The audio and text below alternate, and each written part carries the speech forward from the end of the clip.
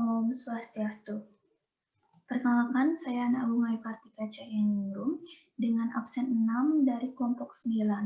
Pada kesempatan kali ini, saya akan mempresentasikan mengenai esai saya, yaitu Telehealth dengan judul Optimalisasi Telehealth dalam Menunjang Kesehatan Para Traveler.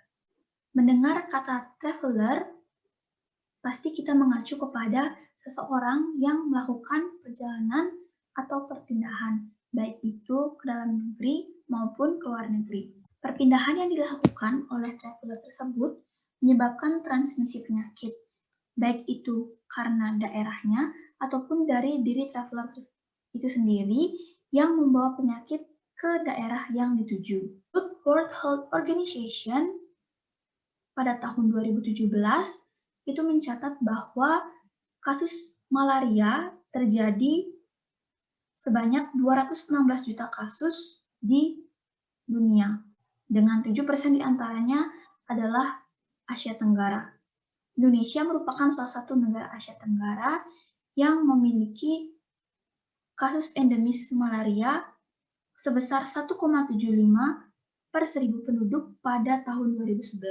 Di sisi lain, sebab atau dari diri traveler itu sendiri yang membawa penyakit itu dapat dilihat pada kasus HIV/AIDS pertama di Indonesia, tepatnya di Bali, itu pada tahun 1987, di mana itu terjadi karena perilaku seks yang berbahaya dari wisatawan oleh pekerja seks komersial. Sehingga kasus HIV/AIDS di Indonesia terus berkembang dan pada 2019 itu tercatat 50.282 kasus HIV di Indonesia dan 7.036 kasus AIDS di Indonesia. Seperti yang kita ketahui bahwa kian hari semakin meningkat pemanfaatan dari telekomunikasi. Asosiasi Penyelenggara Internet Indonesia menyatakan bahwa potensi perkembangan di internet di Indonesia itu mencapai 132,7 juta pada tahun 2016 dan diperkirakan meningkat hingga 143,26 juta itu pada tahun 2017. APJI juga mencatat bahwa pemanfaatan internet di Indonesia jika dilihat dari bidang kesehatan itu mencapai 51,6% untuk mencari informasi kesehatan dan digunakan untuk berkonsultasi sebesar 14,5%. Tidak kalah penting, pemanfaatan internet tersebut dilakukan juga melalui smartphone ataupun laptop. Akses internet dengan smartphone itu dicatat sebesar 44,16% dan dengan laptop itu 4,49% dan digunakan keduanya secara bersamaan sebesar 39,28%. Dari potensi-potensi tersebut, dapat kita simpulkan bahwa penunjang travel medicine dapat dilakukan dengan pemanfaatan telekomunikasi.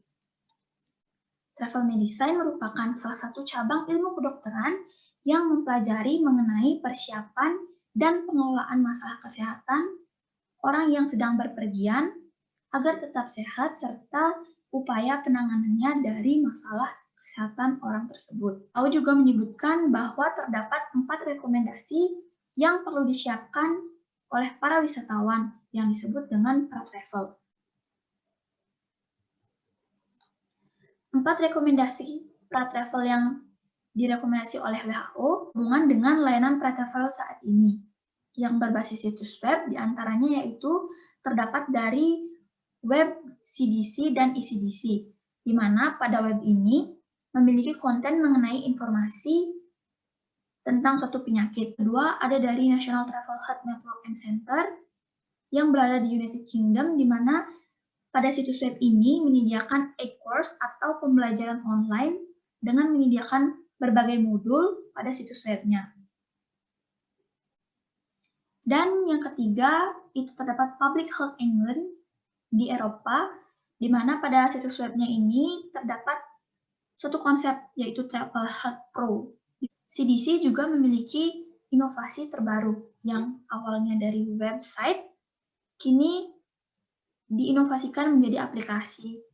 Aplikasi ini bernama Travel.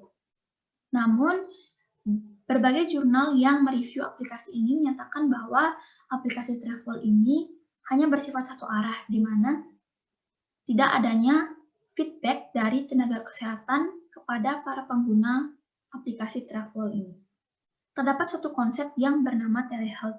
Telehealth merupakan layanan kesehatan yang menggunakan perangkat telekomunikasi atau teknologi virtual yang memungkinkan petugas kesehatan untuk bertemu dengan pasien tanpa harus bertemu langsung. Konsep telehealth ini berdasarkan penelitiannya dapat terjadi komunikasi dua arah. Dari penelitian-penelitian tersebut, dapat disimpulkan beberapa manfaat yang didapatkan dari telehealth, yaitu diantaranya lebih hemat biaya, dapat meningkatkan kesadaran pasien, menunjang sistem monitoring, dan lebih fleksibel. Baik, jadi ini daftar pustaka yang saya gunakan.